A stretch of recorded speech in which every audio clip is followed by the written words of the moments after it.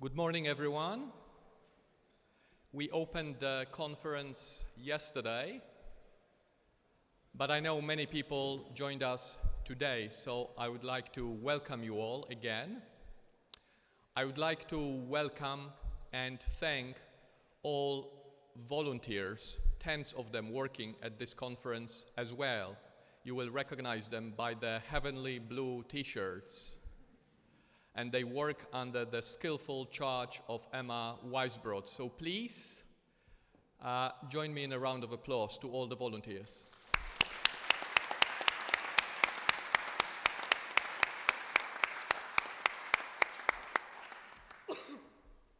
It's my pleasure to welcome you to the plenary session panel on digital economies, convened by Mark Graham from the Oxford Internet Institute and Matt Zook from the University of Kentucky. We take a very much forward-looking approach to mapping economies in transformation, so what better way to start than with a session on technology. And given the topic of the session, before I hand over to Mark, let me just encourage you to tweet about our event, #GCEG 2015. Over to you, Mark.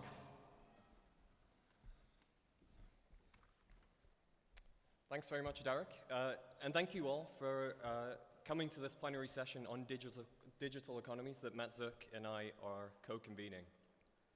So we all know that the digital's reshaping and complicating the spatial organization of the economy, but the question is how? Is it shrinking space? Is it dissolving distance? Is it leveling the field? Or is it creating divides between the connected and the disconnected, the hubs and the nodes? So what we want to do in this session is talk about some of the key changes in economic practice and power that are associated with digital technologies, talk about the kinds of new economic places and spaces that are emerging in the global economy. And to do that, we've put together a diverse panel, and each one of the panelists they'll be addressing two broad questions. So first of all, how can geography or economic geography help us to understand the digital? And second, how's the digital impacting on economic geography? And each one of the speakers will then focus on both of those questions within their own domain of expertise or research. And what we've also asked all the speakers to do is end their interventions with what they see as the key research questions that we all need to be addressing in these contexts. So let me just quickly introduce all of them now. Right next to me, first of all, we have Rebecca Enochong. Rebecca is the founder and the CEO of AppsTech. She's the chairman of Active Spaces, which is the African Center for Technology, Innovation and Ventures, and she also sits on the board of Venture Capital for Africa, VC for Africa, the Salesforce.com Foundation, and the African Media Initiative. She's a co-founder and board member of the Cameroon Angels Network and the African Business Angels Network, and amongst other awards that she's received, she was named a Global Leader for Tomorrow by the World Economic Forum. And today she'll be broadly focusing on what the digital is doing in and for economic margins. Next, we have Jack Cho, who's an associate professor at the School of Journalism and Communication in the Chinese University of Hong Kong. And there he's the deputy director of the C Center, which is the Center for Chinese Media and Comparative Communication Research. Some of his recent books include World's Factory in the Information Era, Working Class Network Society, and Mobile Communication and Society. And these are books that have traveled far. They've been translated into German, French, Spanish, Portuguese, and Korean. And today he'll be broadly focusing on the lower end of the digital and what he calls the working class network society. Next, we have Robin Teigland, who's an associate professor at the Stockholm School of Economics and the program director for their PhD program in business administration. Her research interests sit at the intersection of strategy, technology, innovation, and entrepreneurship, and they allow her to focus on how the internet and social media and virtual worlds and other emerging technologies like 3D printing enable communities to create value outside of a firm's traditional boundaries and challenge long-standing institutional structures. She's often asked to talk about her research in the international media, and importantly, she was nominated in both 2013 and 2014 as one of the global top 50 business professors on Twitter. So if you're on Twitter, please follow her there. And today she'll be talking she'll be asking about whether we're entering a third industrial revolution. And then, last but not least, we have Matthew Zook. He's a professor in the Geography department at the University of Kentucky. He's the director of their GIS initiative and heads the Dolly project, which is a repository of billions of geolocated social media data, presumably including some of Robin's tweets, I'm guessing. His research focuses on the spatiality of technology and innovation, and this includes work on the geographies of high-frequency trading and the use of big data in smart cities policies. And his other work focuses on the interaction of user-generated data with code and space in the construction of lived geographies. And today he'll be talking about digital geographies of infrastructure and finance. And finally, let me introduce myself. My name is Mark Graham. I'm an associate professor at the Oxford Internet Institute. As Derek said, this is a social science department here at the University of Oxford. What I do is my research focuses on information geographies and the difference that changing digital connectivities make at the world's economic margins. And my other work looks at the ways that material and digital elements of cities get combined into everyday practices. So again, me and everyone else, what we're going to do is broadly apply our own research or experience to the two questions that we wanted to frame the session with. How can geography help us to understand the digital, and how's the digital impacting on economic geographies?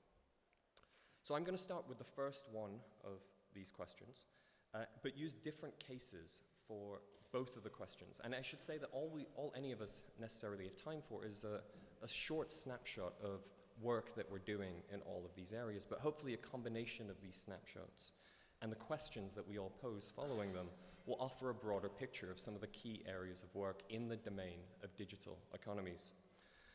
So what I want to start by focusing on is what the digital's doing to work. And I'm going to focus on the first of our questions with attention to our digital environments themselves. So focusing on the very geography of the digital. And what I'd start by saying is that the digital, we should remember, is always spatial. It's always geographical. So as people like Rob Kitchen and Martin Dodge have long argued, this is because there are many layers of computer code and digital content that shape our lives and create hybrid geographies. Most of us experience our everyday life in conjunction with and mediated by digital and coded geographic information. So think about all the tweets and the Wikipedia articles, the digital maps, the geotagged photographs, the reviews and the videos and the street views and the descriptions that all augment our spatial experiences.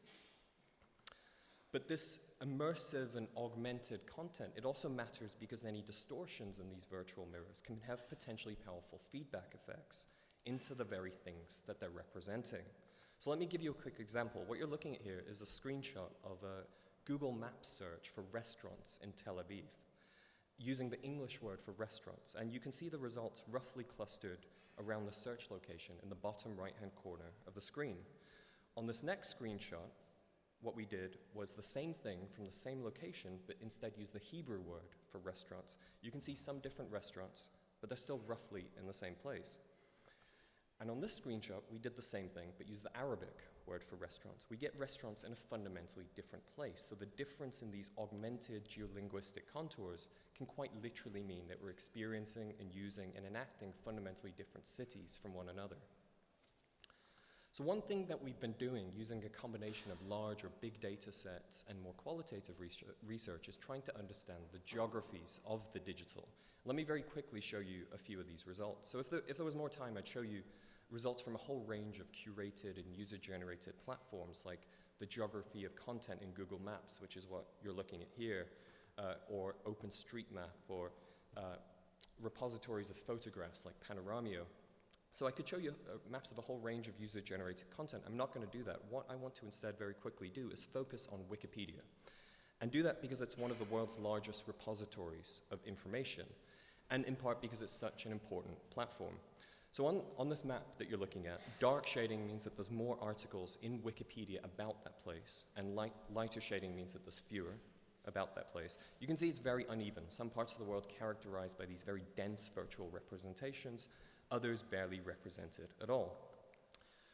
What's maybe surprising, though, is that there's more articles in somewhere like Belgium than the whole continents of South America or Africa. Maybe even more shocking than that is the fact that there's more articles written about Antarctica than most countries in the global south. And maybe even more shocking than that is the fact that there's more articles written about places that don't exist, like Tolkien's Middle-earth, than a lot of countries in the world. So what I've shown you here are just where these layers of content that augment our world are, but what about who's creating them? So what this map shows you is the number of Wikipedia edits that emanate from a country. And basically what we see is that the production of knowledge is also very distinct and uneven. Geographies here, in particular, we get very little coming from anywhere in Africa. In all of Africa put together, there are fewer edits than come from tiny Hong Kong.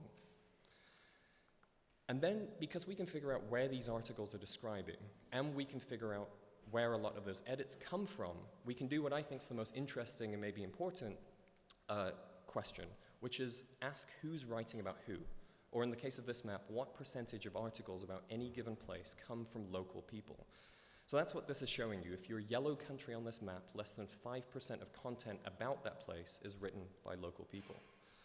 Now, the point of this is that if we accept that our cities are not just material, but also digital, then these uneven geographies of information can potentially not just shape what's known and what can be known, but in turn can influence all of the ways in which we economically and socially and politically interact with each other. So we asked everyone to end with some questions. Here are mine. As we increasingly rely on these data shadows to tell us things about our urban environments, we'll need more work interrogating data presences and absences. Where are they and what do and don't they represent? Second, what voices or stories are they emitting? Are there any systematic exclusions of people or groups or ideas? How do we uncover those exclusions in opaque and closed and ephemeral data? Third, what are the layers of governance that filter what we're seeing or not seeing, either put into place by companies or states, by engineers of algorithms, or by crowds who, by voting and linking, give little space for unpopular but important information? And in either case, do we need something like an informational right to our cities? Should we expect or demand to have a greater say in making and remaking our digitally saturated environments? So to sum this all up, our places are now layered and infused and augmented with data. So what do we need to do to better understand those coming togethers of digital and material experience? What are they enabling? Who are they empowering? How are they changing our cities themselves? But also, how are they serving to exclude and to filter and to create very different cities for different people? So that was the first of my questions. Let me quickly move on to the second of our questions, which is about how the digital might be impacting on economic geographies. So there's a lot of great work done in this area already by geographers like Porritt Carmody and Jim Murphy, who are sitting over there, and Niels Biereput, and many others. But again, what I'm going to do is give some preliminary insights into a project that some colleagues and I are working on at the moment. And so while everything that I spoke about a few minutes ago, that's work we've been doing for a while, this is stuff that is very new work. And I want to position what I'm talking about here in the context of the confluence of three stories. So the first story is one we're very familiar with. In many of the world's low-income countries, and underemployment is a huge concern. The second story is one about changing connectivity. We now have over 40% of the world, 3 billion people connected. And the third story is the evolution of an older story of outsourcing, platforms and work marketplaces that have been constructed to allow people to relatively easily buy and sell labor, supposedly in an unmediated way.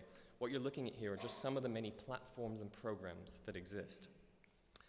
Now, because of the confluence of all of these things, there are a lot of people talking about the potential of digital labor or digital work to positively change the lives of people in low-income countries by allowing workers to break out of their entrapment in local labor markets, and investing energy and money to encourage virtual work that ranges from high-level programming to much lower-paid click work or micro work or game labor in order to create jobs. So what our research group has been doing is interviewing policymakers and business owners and workers in Southeast Asia and Sub-Saharan Africa. And what we've also done is analyze transaction data from some online labor marketplaces. So for instance, some of the data we have is from a marketplace called odes.com. This has 4.5 million registered workers on it. So with a combination of these approaches, what we want to avoid doing is seeing digital work as operating at any sort of global scale, and instead look at the real and the grounded and the digital and international production networks of work that are being brought into being. So when we map that data, I'm not going to explain this in detail, but basically what we see is that although the marketplace in theory allows any work to be done from anywhere, we don't see that happening in practice, of course. Most clients are in wealthy countries, but workers are from all over the world, rich and poor countries competing in the same market. So what we wanted to focus on was what it means that both labor and capital are effectively jumping across space here. What's the experience of these workers who are transcending their local labor markets? Well, a lot of positives emerged when we spoke to some of the workers, but what I instead want to flag up in the time that I have here is some of the key concerns that arose in these conversations. So first of all, when it comes to their bargaining positions, in the context of these quite large imbalances of supply and demand, we saw clear narratives of a race to the bottom emerging. There were plenty of examples of online workers who felt powerless to negotiate conditions and rates for their labor. Second, skills upgrading. In some cases, we saw functional upgrading and a movement towards higher value work, but most workers were kept at arm's length. Many workers just didn't know who they were working for or what purpose or function their labor serves. Third, value chain reconfigurations. A lot of people thought that digital work would allow for more geographic bridging and disintermediation, but because of the way that online labor marketplaces work, codified reputational scores are immensely important. And what this means is that there are first mover advantages and virtuous cycles for those with strong scores. And those people then often end up becoming intermediaries themselves.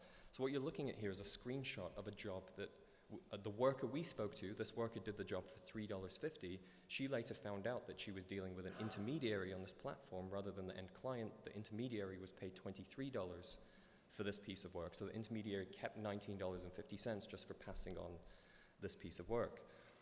And then finally, economic inclusion. We heard cases of workers transcending local labor market discrimination, but there were equally examples of exclusion being explicitly or more subtly expressed and performed in these online labor marketplaces. So to sum this up, I think we should be asking questions about how we theorize and understand these new, perhaps, forms of spatial fixes. But what do we know within these digital divisions of labor? What we do know within these divisions of labor is that geography has been bridged in some key ways, allowing work and money to be almost seamlessly transacted between anywhere on Earth. But in other ways, these dispersed geographies are used against workers. There's opaque production networks that conceal exploitative work practices. There's an international labor pool of digital workers that makes it hard to both organize place-based struggles for more rights and construct imagined solidarities with non-proximate workers. And there's a lack of oversight and the private ownership of labor marketplaces that means that work tends to be performed outside of the purview of national governments. So things like minimum wages and worker protections and even taxes seem to be optional rather than required. We see new jobs for millions of people who need them, but nothing at all resembling job security. And more structurally, we see a transfer of risk and responsibility. We see clients absolving themselves of it, platforms absolving themselves of it, and workers left as the ones most exposed to all of that risk. So, to avoid thinking about digital work as not just unregulated, but also unregulatable, what practical questions should we be asking? So maybe first of all, we can ask questions about market-based strategies to improve this sort of work. What could certification organizations committed to transparency and accountability in these production networks of digital work look like? Second, what could be done to counter systems that make it so hard for workers to mount any sort of place-based activism? What should an actual and effective international digital workers trade union achieve? What do digital spaces of resistance look like? Perhaps using things like reverse search engine optimization in order to create digital disruptions. Third, what could effective regulatory strategies be? The market for digital work is international, which is one of the reasons why it's so unregulated, but there are geographic and strategic bottlenecks. Only a few countries are home to the majority of clients, and it's potentially in those places that regulations covering worker rights could be enacted. And finally, it's clear that there's a huge demand for and supply of digitally mediated labor, but the marketplaces that we all use, they're not creating it, they're just mediating it. So might we reconsider who owns and controls these digital means of production, and for instance, look to some of the platform cooperatives that are emerging, and then ultimately ask what outcomes such strategies could bring into being. I'm going to stop there and hand over to Rebecca. Thanks very much for listening.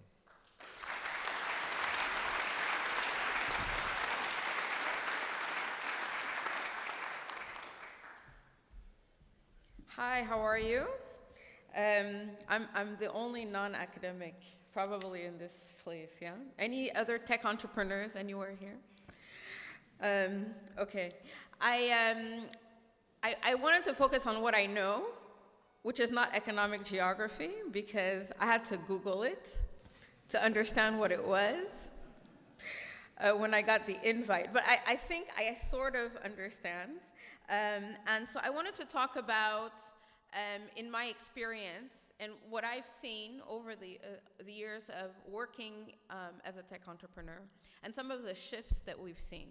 And I think that the biggest shift that I've seen over the last few years, this button? Thank you. Okay. Sorry. The biggest shift that I've seen, and this is not, there's no geographical boundary, like physical geographical boundaries to this, is the whole sharing economy. We've really changed, the connected generation is more interested in experiences than acquiring, than owning. And so that creates a whole new concept, a whole new way of doing business. And this is a huge, huge shift. And it's very disruptive because there are established industries that don't much care for this new sharing economy. And I'll give you a few examples of how technology has enabled this economy. Uber. Some of you have heard of Uber, which is a car-sharing application that allows people that have cars to give rides to people that want to ride somewhere, and has disrupted the whole taxi economy. And we've seen that the adoption of these type of technologies has grown so much faster in areas where there hasn't been an established economy.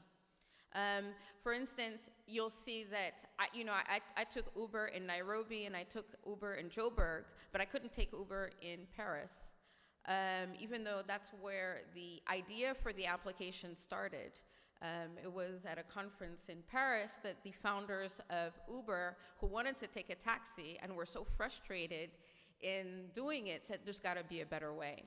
And so what we see is that in areas where there hasn't been as much of the established economy, that these sharing applications do much better. Airbnb is another example of a shared economy application.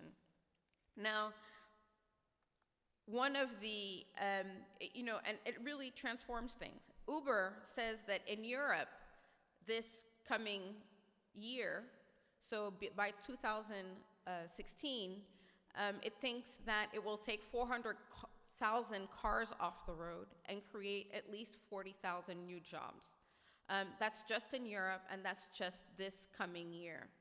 And it's also disrupting Africa, right? Some of the things that agriculture, for instance. There's a startup called Hello Tractor. And Hello Tractor allows people to kind of share a tractor, right? But through an application. So you say, okay, when do I need the tractor? I need it from this day to that day, or from this time to this time. And so it allows you to have resources that you never would have had access to in the past. Another example that's very African specific is Ovamba. Ovamba is a peer-to-peer lending network. So you have lenders, potential lenders, that have access to potential borrowers through a platform and in partnership with microfinance institutions. So that Ovamba is in Cameroon, did $1 million worth of loans just in 1 month. through this platform. And so micro lending is really starting to take a different, reach a different level through these types of sharing platforms.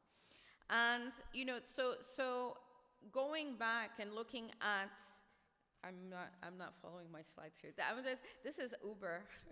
This is the growth of Uber and the growth of the sharing economy. And you can see that Uber is the fastest growing startup ever. Grew up to a valuation of $40 billion US. And this is a startup. This is a company that's less than 5 years old. And you know, let's talk about, and extending the idea of this whole sharing of using resources and using technology to enable the sharing of resources.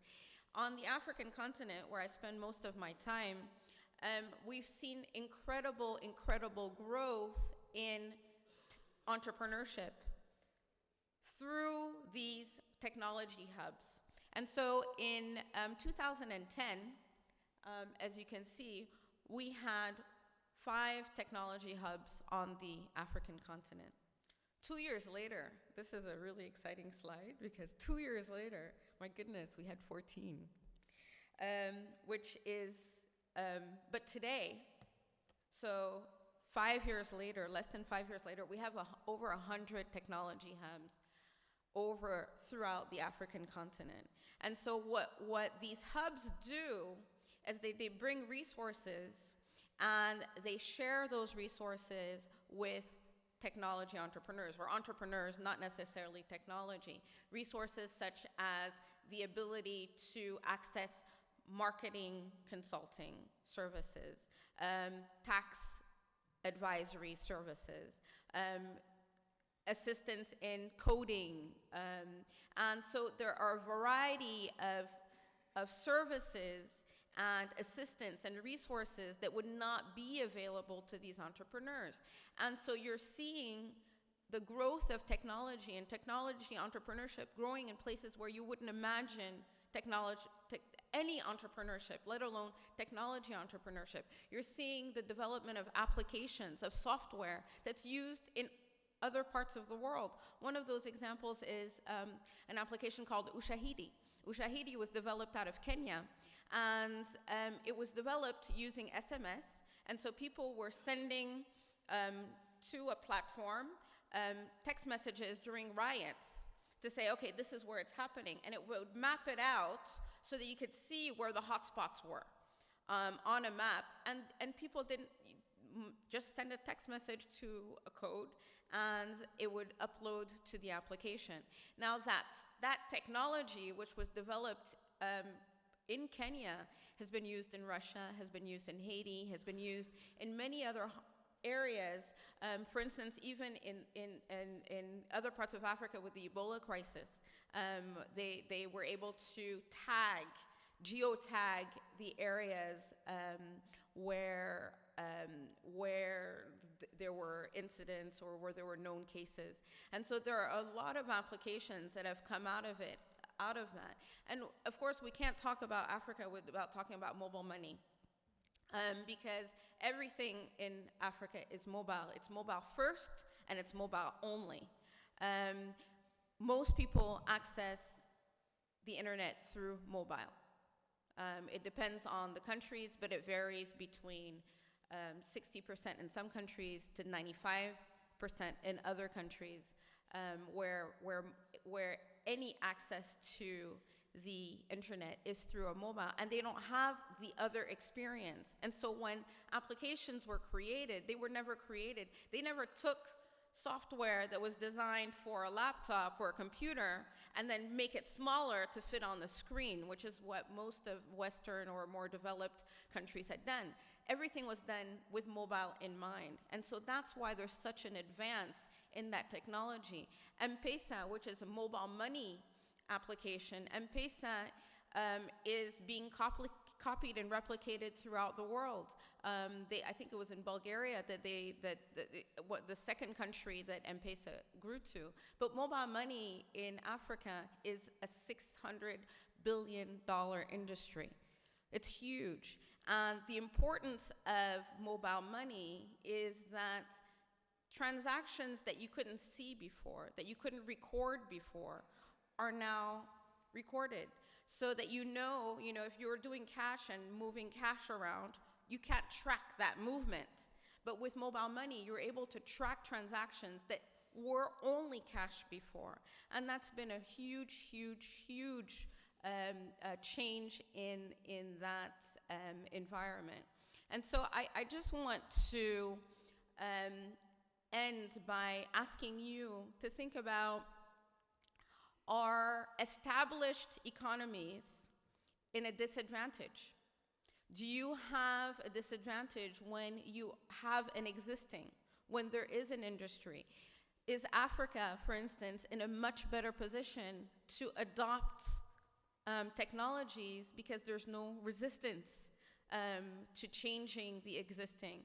What is it in some European areas like France and Germany that pushes back to new technology and changes in technology? Thank you very much.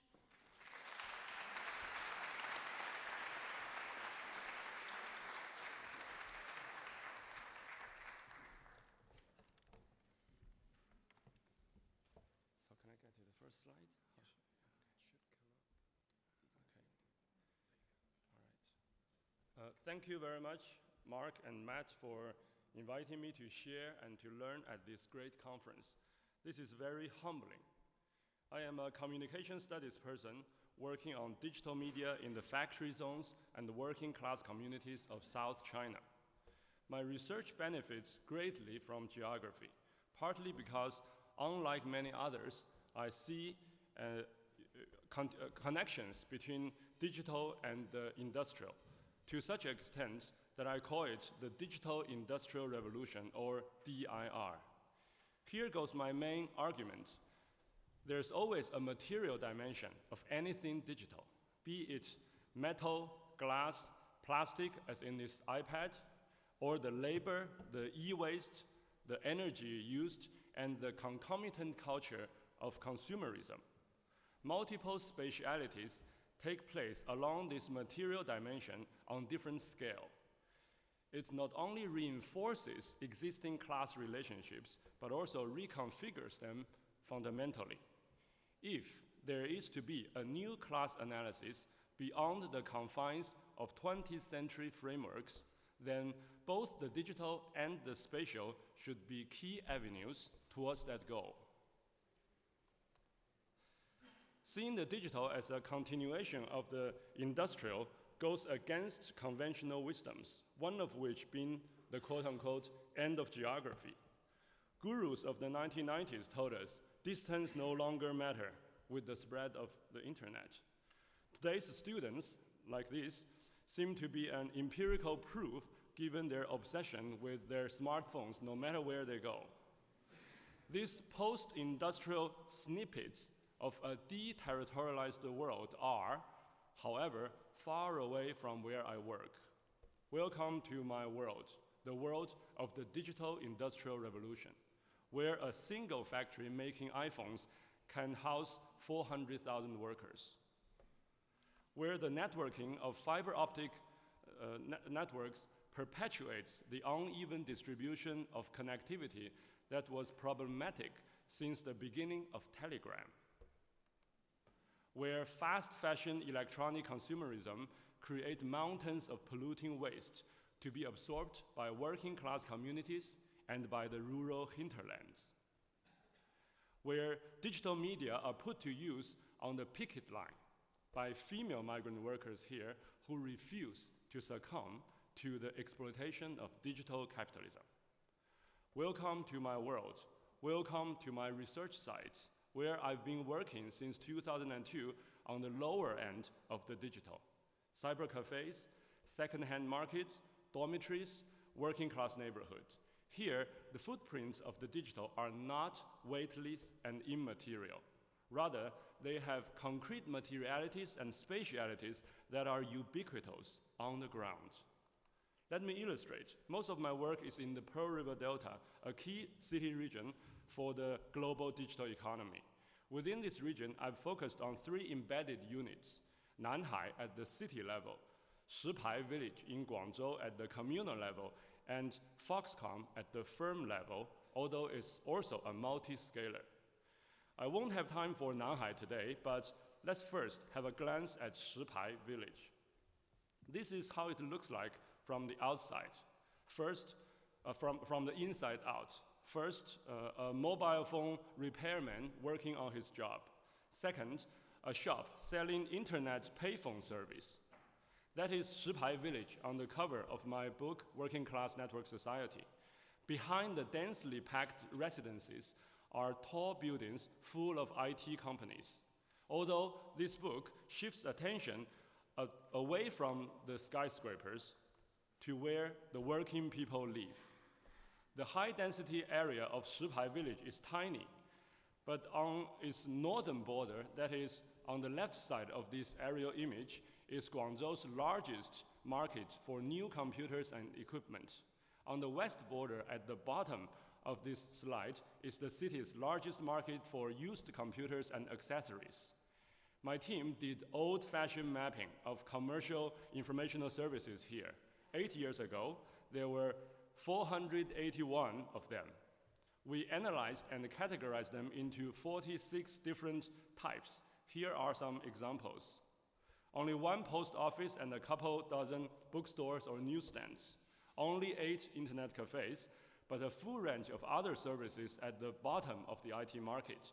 Some include more than 100 business sites, resulting in unique spatial patterns. This is the one and only post office. Here are the 21 bookstores. Cyber cafes were decreasing because they need bigger rooms. The few cafes were located at the border zones, close to public transportation, where rent was high. Here are the 110 long-distance phone bars, as the locals call them, where residents, especially female migrants, would call home, many miles away, thousands of miles away, in the evenings, although most of them have their own mobile phones. Why? Because these payphones use internet telephony and is therefore less expensive.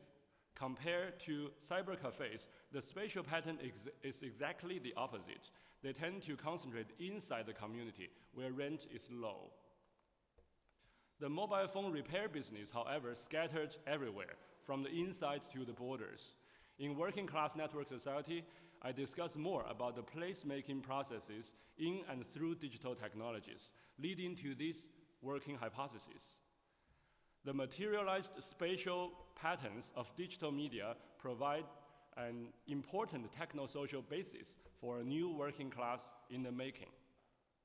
My second case is Foxconn, the world's largest electronics manufacturer that churns out about half the world's digital gadgets. It has 1.4 million workers in China, an army slightly larger in size than all the US armed forces combined. Most people only heard of the company in 2010 when 15 of its workers committed suicide in 5 months. British press dubbed it Foxconn Suicide Express. Never before in the history of industrial capitalism did so many workers kill themselves in such a short period. Rather than a progressive force, the digital industrial revolution can also be regressive. Digital labor is not necessarily better labor. It may result in slave-like conditions that only existed in pre-industrial capitalism. To prevent workers from jumping to death, Foxconn erected these anti-jumping nets on their dormitories, turning the built environment into a prison, if not worse. Foxconn is not just in Shenzhen, though, it's all over the country. It has moved production facilities inland, for example, to Zhengzhou, which now has the world's largest iPhone assembly line. It's not just in China either, but worldwide, following especially the global supply chain of Apple Inc. The bulk of this GPN is in China because of Foxconn. This is from Foxconn's corporate webpage. Unsurprisingly, the spatial patterns are almost identical to Apple's global footprints. Most of you must have heard of the One Belt, One Road mega infrastructure project China initiates to reintegrate Eurasia. Western media portray it as Beijing's new ambition in trade and geopolitics, which is probably true. But more precisely, this is also an instance of the digital transforming the spatial. In this map from Hong Kong Trade Development Council, the two starting points of One Belt, One Road happen to be exactly where Foxconn's largest operations are: Pearl River Delta in the south, Zhengzhou in the center. China's overproduction capacity in IT manufacturing is a main driving force for this mega project. But that's not all. Chongqing in southwest had long used the freight trains to send 4 million HP laptops to Duisburg, Germany between 2011 and 2012, 2 years before Beijing announced the One Belt, One Road. Who made these laptops? Yes, it's Foxconn Chongqing. To wrap up, I'd like to emphasize again the need to stop thinking of the digital as post-industrial or deterritorial. So much so for the end of geography in an internet era. Rather, the DIR needs to be tackled as a continuous historical and spatial entity whose implications for economic geography cannot be exaggerated. In part, this is because spatial patterns of digital media reflect and reinforce temporal structures of fast fashion consumerism built on the assumption of Moore's law. In other words, without timeless time, there would have been a very different space of flows. Without the strong demand in Europe for electronic gadgets, China would have been less active with its latest mega infrastructure initiative. Meanwhile, spatial analysis is not only for us to understand the world, digital or not, but to change it for the better.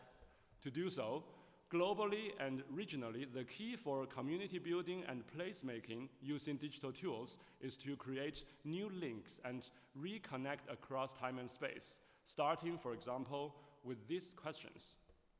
First, how does the digital space of flows generate new sustainable communities offline? Second, how is social class expressed in spatial terms in DIR? Third, do emerging digital solidarities among workers and activists give rise to network labor and to new opportunities of a post-capitalist world system?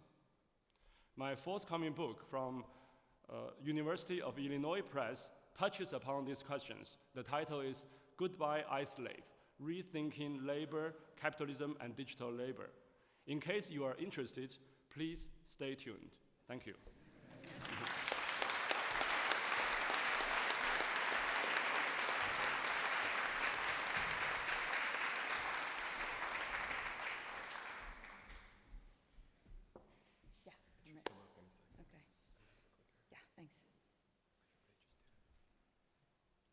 Okay, all right, great. Thank you so much. It's a real pleasure to be here. My name is Teigland. I'm from the Stockholm School of Economics, so I'm from a business school, not an economic geographer at all. And the reason I was asked to come was to speak a little bit about this intersection between technologies and strategy, value creation, what's really going on. So I'll talk a little bit about my research. I'm really all over the place, one could say. So I'd like to start with this picture. How many know what this is? Anybody seen this picture before? This is in 2005. It's the inauguration of the Pope, the St. Vatican. Look what happens just within the span of 8 years. How many smartphones did you see in the previous picture? This is 8 years, and somebody said this isn't really, the early adopters. It's a very fast pace of change in our everyday attitudes, where clearly the phones are probably coming from your factories, but here they are, changing, being part of the world. And one could say this is one aspect, but there's really a lot more going on. And what I'm trying to do is to understand, can we put the pieces together? Can we make connections? So I'm actually studying things across this kind of convergence of people, changes in behavior, such as the sharing economy that Rebecca was speaking about, open source, intellectual property, open source communities, online communities that are creating things such as Bitcoin and fintech, peer-to-peer lending, crowdfunding, tremendous amount of things happening there. But then look at what's going on in technology. So many things are happening there that you don't even know where to start. So what I'm really trying to understand is if we put all these pieces of the puzzle together, what really does that mean for value creation in society? And as one started, it's not really about the firm. What I'm interested in is going beyond. What's happening really beyond necessarily the boundaries of the firm?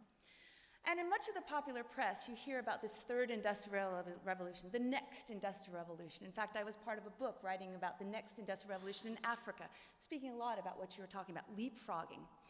And the question is, well, we don't really know now, right? It's something that you look back. I mean, research is about looking back in history. But what I try to understand is, do we see trends? Do we see things happening? Can we look for indicators of perhaps a third industrial revolution?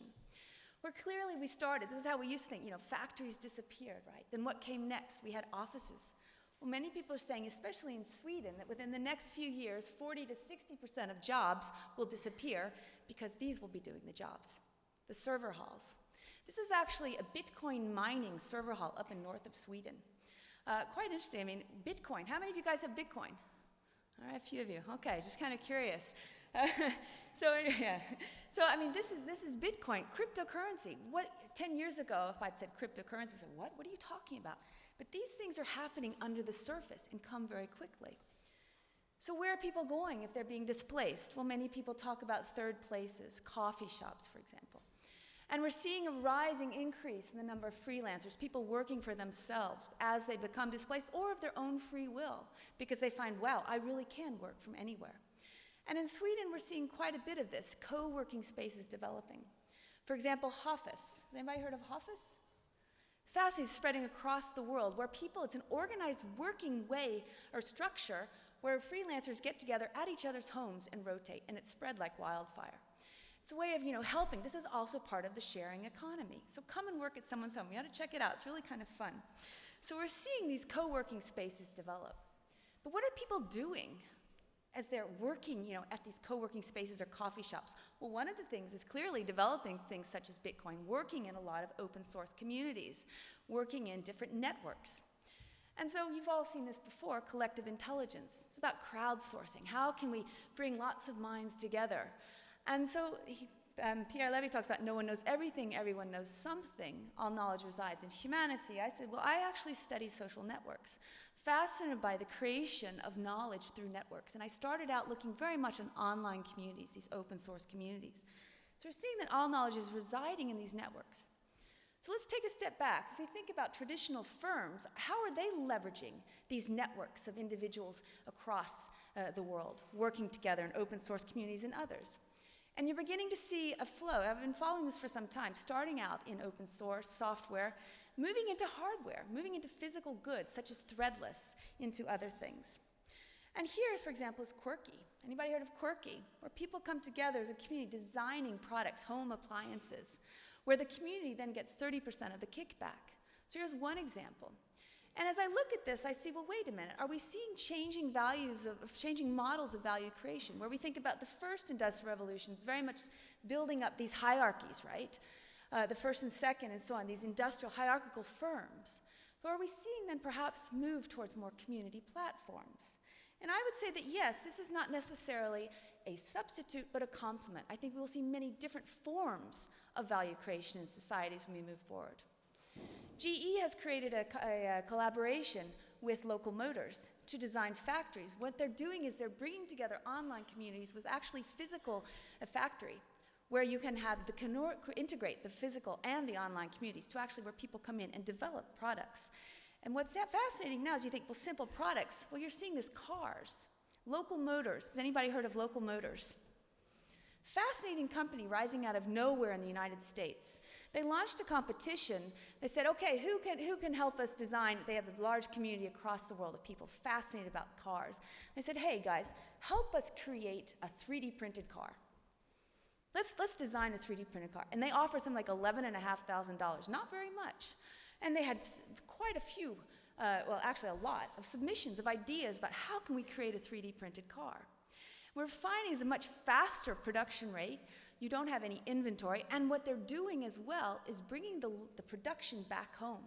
So they're building local micro factories throughout the US. They already have 4. And the idea is there, it's even you can go in and build your own car, but you're bringing it back home and you don't have the transportation time. You say, well, wait a minute, 3D printing, how does this fit into this? Well, it takes now about 44 hours to print a car. This is down from about 72 in September last year. Their goal is to have 24 hours to 3D print a car. So not only are they thinking differently about how to design, build a car, but actually thinking about, okay, wait a minute, let's think about, can we create a completely different car in terms of the parts? So I think it's something down to like 40 parts as opposed to 2,000 in one car. And so this is supposedly going to be ready for driving in 2016 in the United States. You think, wait a minute, this is a highly regulated industry. But yet they're really very much moving forward. So this is one example of, I think, of how I'm seeing things change in terms of this whole aspect of value creation through platforms. So what about, this is the large companies, but what about, say, the individual? So we've seen this kind of movement from, in the online, the software space of world. What's happening? Are people then taking up kind of the 3D printing and the physical side? How many of you guys have 3D printers? I love to ask questions and see. Yeah, okay. I just bought one about this summer. I bought one. It's great. It's really fun to play with. And this is where also I think what we're seeing, it's too early to tell, but kids in the 6th grade are already now working together with others across the globe, designing things in Minecraft and then printing them out on their 3D printer. This is, I think, a key jump, because as these go into the workforce, there is this division between the physical and the virtual starts disappearing.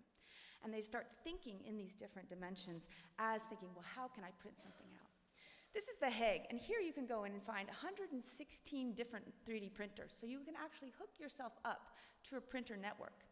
Don't get stuck on where 3D printers are today in terms of what they're producing. Think forward 10 years as the technology continues to improve. It's not just plastic, it's glass, it's metal, it's everything, you name it. They're actually, and here then I can join a network and actually be part of a network and print out the different pieces. But who are these people and what are they doing? Well, I met one. She lives on a boat in the harbor in The Hague. And she's the woman I bought my printer from. And here's Lisetta. This is the cabin of her boat in The Hague. It is a do-it-yourself 3D printer workshop where she has access to all the knowledge she needs through the RepRap community, through her computer. She buys electronic components online. They're shipped to the post office. She picks them up, and she builds her printer in her cabin. I bought one of these for 350 euros. It's fantastic to play with. And she built this very quickly. And so here she is. You can see on the right-hand side there, this is kind of the mother printer that she had originally bought. So this is crazy. I can do it so much better. So now what she's done, if you see the printer on the left, all the blue pieces, those are printed. That's a baby printer. It's been printed out. The blue pieces were printed out by one of her other printers. And her whole goal is to get it down to where you really don't have to, buy anything anymore. You just keep producing your own printers.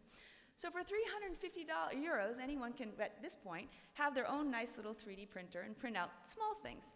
But I think this is about exploring and seeing how is this really impacting value creation, because anyone can do this in terms of getting the knowledge that you need. I can figure this out, and I'm not a tech person, so it's really fun to start playing. If we project forward, what will happen if we think about more and more, say, of the 3D printing and the communities and so on, working the physical with the online? And as we see, you actually can see a potential for circular economies, because you can reuse the materials that have already come out. You can take it, use it, reuse it. And so there is potential for these circular economies, but not only because of the physical. We're also seeing cryptocurrencies, local currencies. A North American Indian tribe has developed their own cryptocurrency, the Maza coin, based on Bitcoin and the protocol there. Internet of Things. Many things are actually driving for the potential for circular economies. And I see this, people pulling back, all this being overfloated, overwhelmed by the global. Let's focus on the local. And I'm seeing kind of more forces for this localization and local community. So I started out with this slide talking, there's so many more things I could bring in here. Most of my work is online. I put everything out there. So feel free to ask me about any of these questions. I'll just leave you with one story before I get to my questions. I put this up. This is a boy in South Africa. I'm sure you know this story, Rebecca. Here is a boy, 5 years old, who needed a prosthetic hand. Now, traditionally speaking, what would his parents do? They would go and buy one for thousands of dollars from some large multinational med tech company. Well, two people got together online over the internet, two strangers, and said, this is crazy. We could do something much better or much cheaper. And so they started working online through Skype and going back and forth, and finally they developed a 3D printed hand. And I guess it was about 2 years ago, it was about $150 in parts. Now it's down to about $45. But then these parents could actually then scan the child's hand, because this technology exists already with your phone. You can scan your arm, you can print out then a 3D printed hand that actually fits your child. So you could then, as a child grows every 6 months, produce a new one, as opposed to having to spend thousands of dollars, say, once a year. This is a bit of exaggeration, but still, I think here you see the potential of where we might be going with this. And if this happens, as this next generation moves into the workforce that knows how to use these technologies and doesn't think twice, especially those, I do a lot of work in virtual worlds, where they can actually, the simulation, the development of products will actually, I think, be promoted through these worlds. I wonder what will happen with the firm. What happened to the medtech firm, their large production halls, the whole logistics, transportation, the research and development? Where does this go? Where's the firm in this story? So again, I don't think this is necessarily, it's not a substitute. These are complements. We see many forms, I believe, of value creation moving forward. But I think it's important to understand and think about how might this be affecting, say, local economies, global economies. And so I just put some of this up. I think what I like to do as a researcher is think about what assumptions will no longer hold. Economies of scale. In many of these new firms, you see that that doesn't exist anymore. What do you mean economies of scale? So be thinking about what assumptions do we hold based upon the first and second industrial, or the previous industrial revolutions. And I think there's also this whole aspect of the online versus the digital or the physical. How is there integrating? What impact, influence will that have on, say, value creation? And also I think about this in terms of what will be the influence as we have these local and global different communities, and how will that actually influence then circular economies? Or how will circular economies, what will be the influence of this? And finally, I think this is one of the core questions that we have in strategy. Why does the firm exist? Why do we have firms? And I think this is an interesting question. We just take it for granted, assumption that we have firms. But we haven't always had firms. And perhaps we are maybe moving, for some of us, back to an area where maybe we don't necessarily be working in firms. So with that, thank you very much.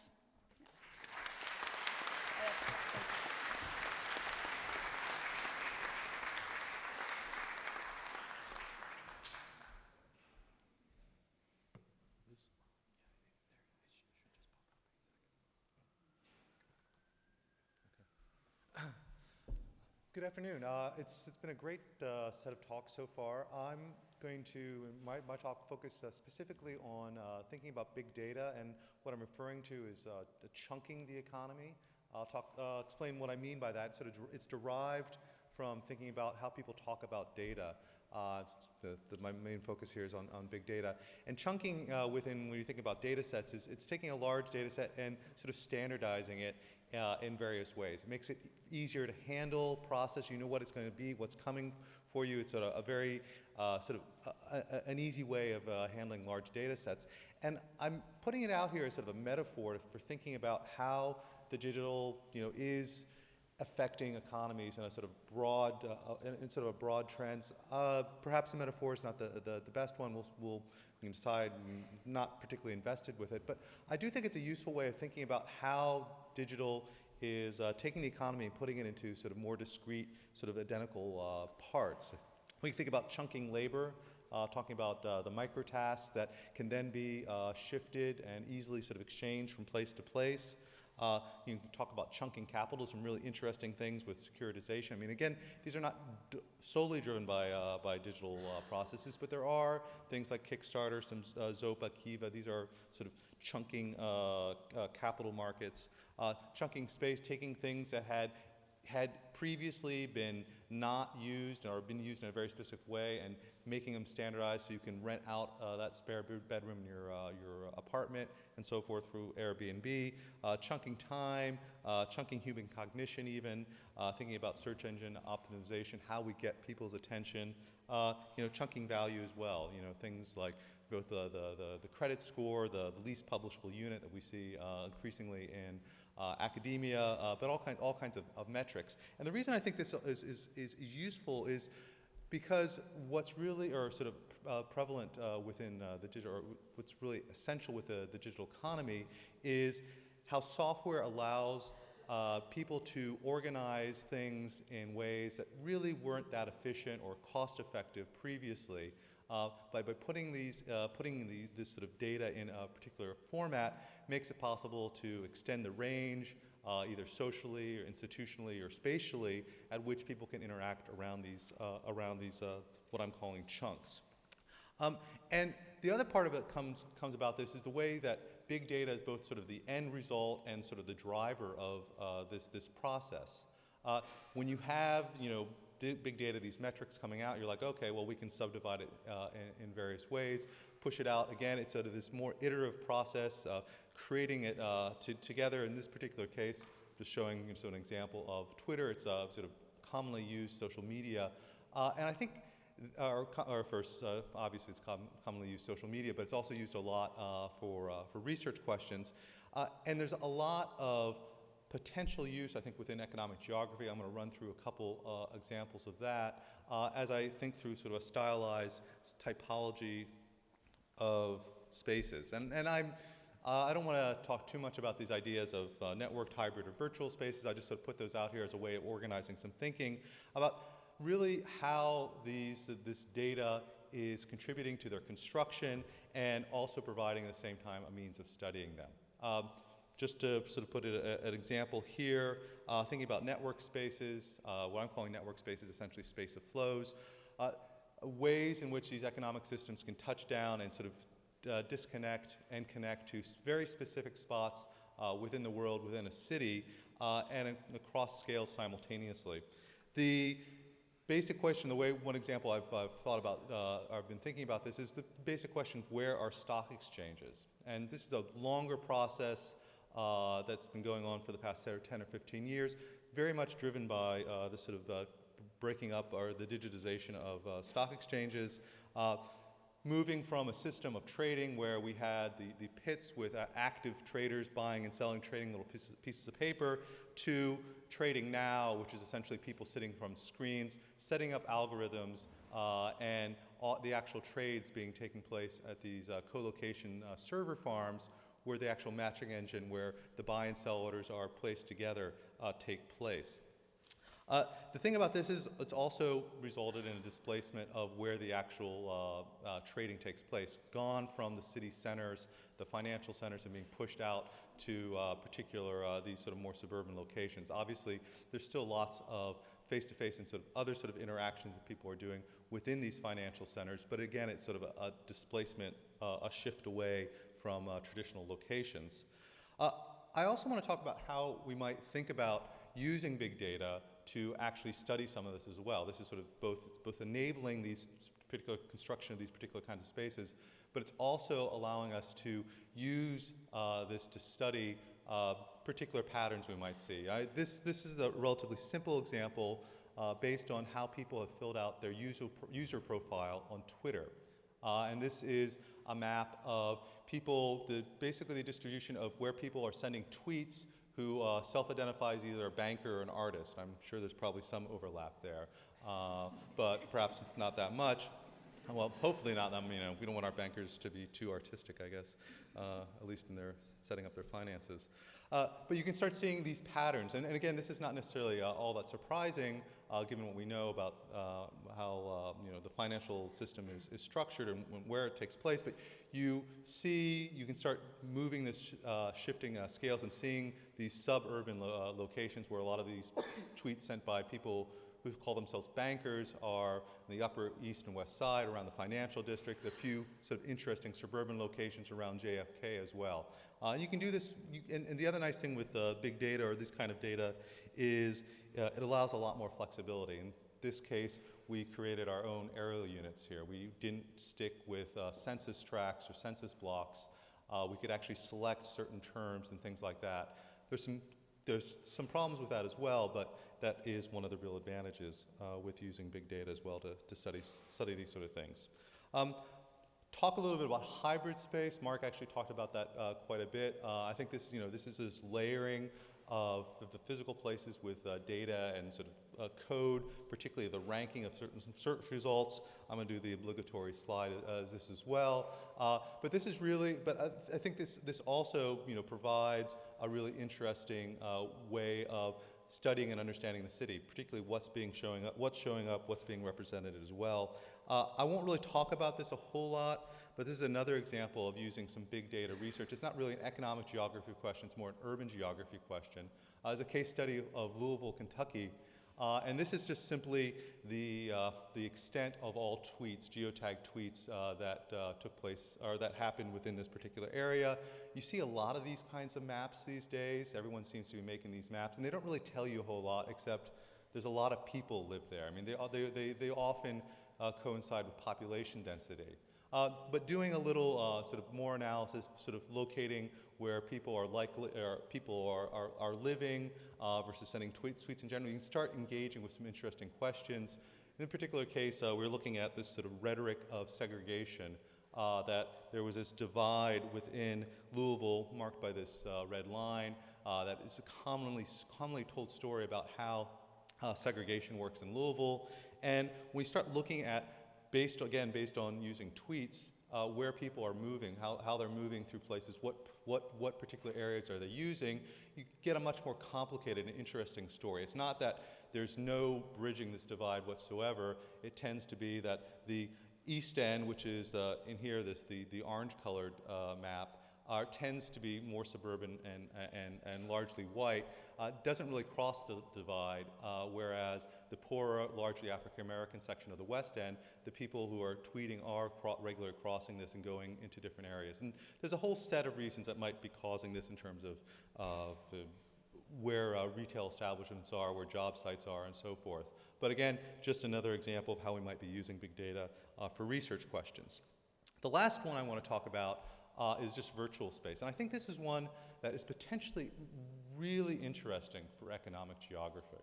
You can think about this as game space. I think we can think it more broadly, domain name space. There's also search engine optimization. This has been growing quite a bit lately in terms, and I think it's particularly interesting as an investment opportunity. I mean, thinking about ideas of perhaps how does the spatial fix work when the territory you're talking about is virtual and can be sort of expanded out as you will. All kinds of interesting sets of questions going on. These, of course, also have some real markets taking place. This is from a game called Eve.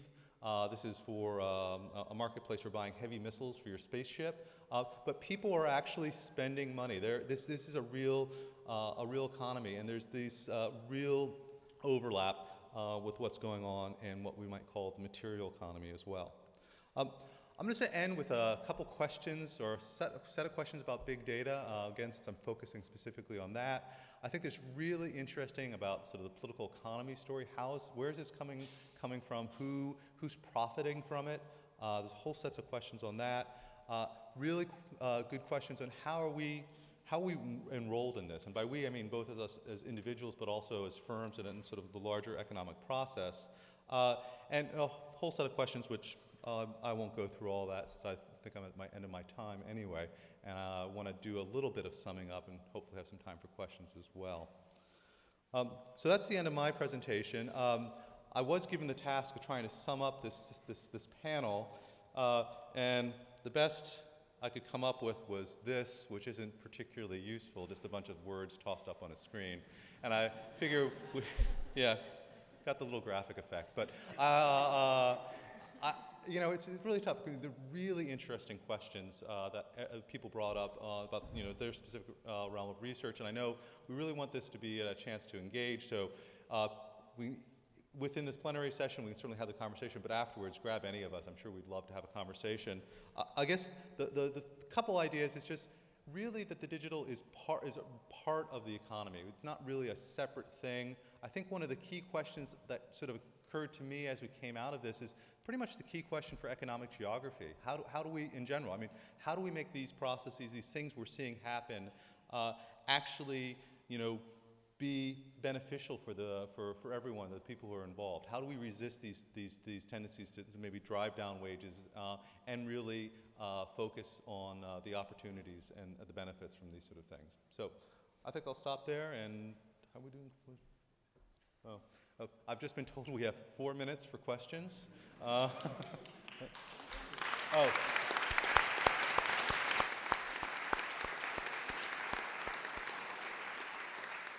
Yeah, actually, we have 10 minutes for questions, but so I'll field. Yep.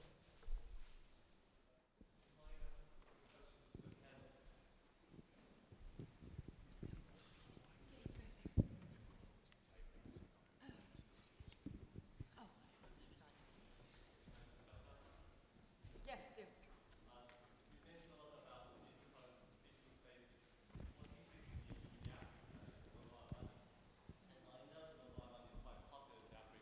But unfortunately, the mobile money is not available in Europe because from the report of GSMA, which is Telecommunication Mobile Association, says the regulation rejects the mobile money applied in Europe because they request a bank account as a basic functions if you like to use mobile money.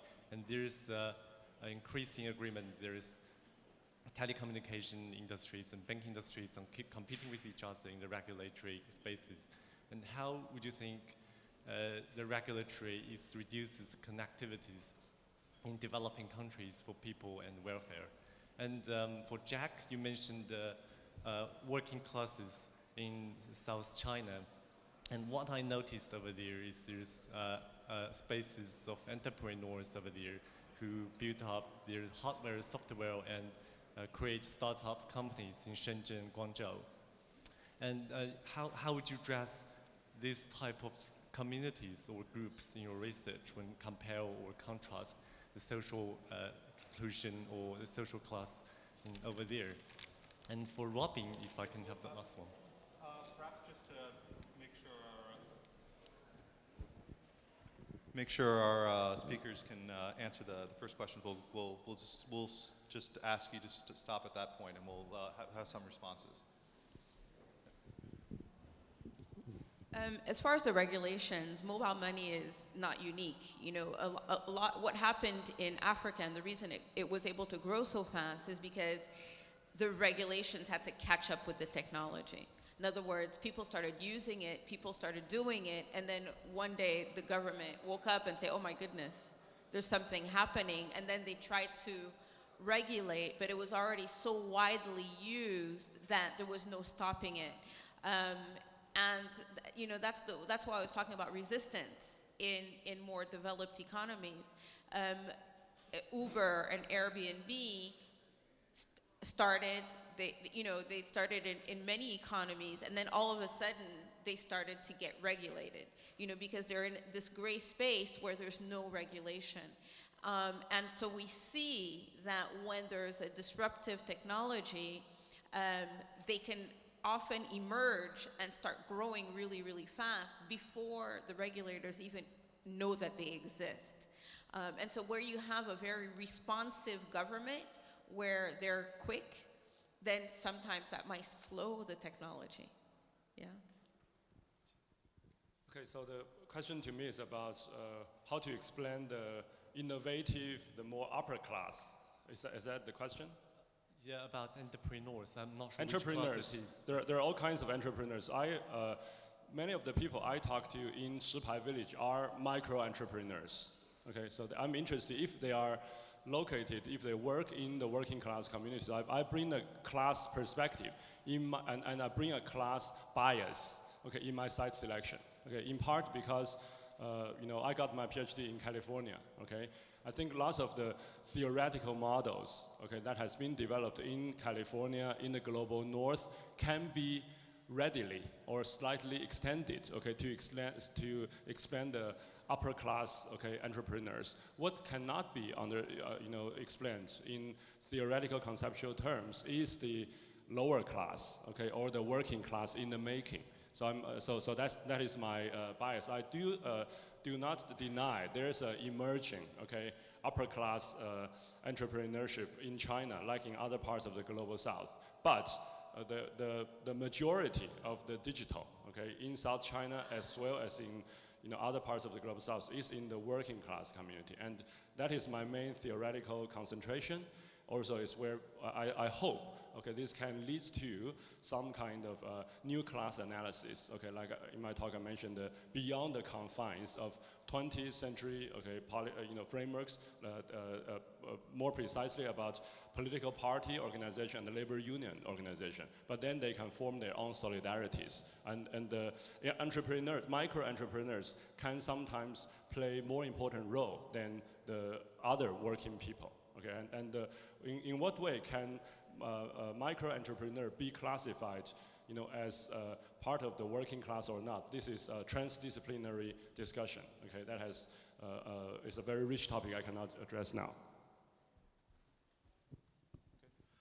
I think just giving the timing and all this, maybe we can just ask for one more question from someone, and let everyone get away for lunch too. I'll give Robin's question maybe after the lunch. Yeah. Thank you. Yeah. Any other questions from the audience at this point?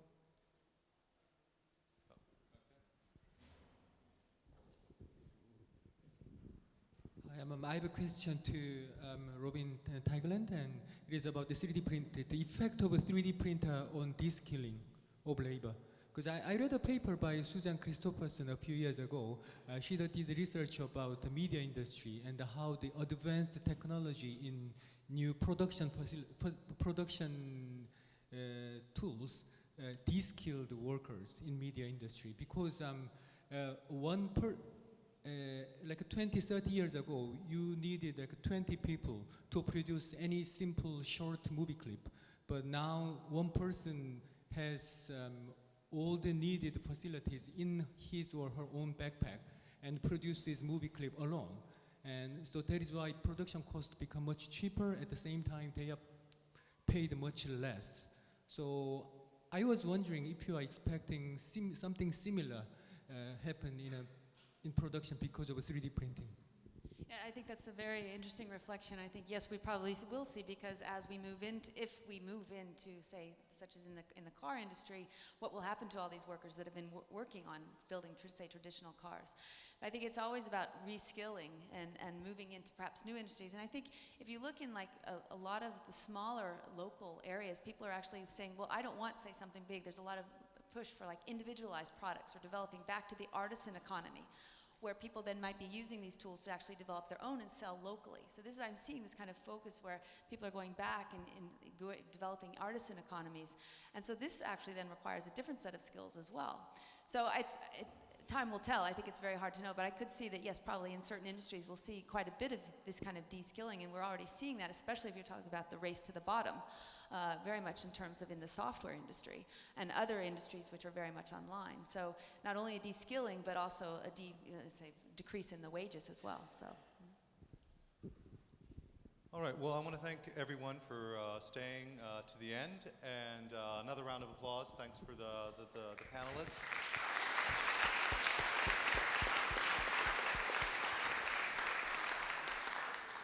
And thanks for coming, and we'll see you at the next session.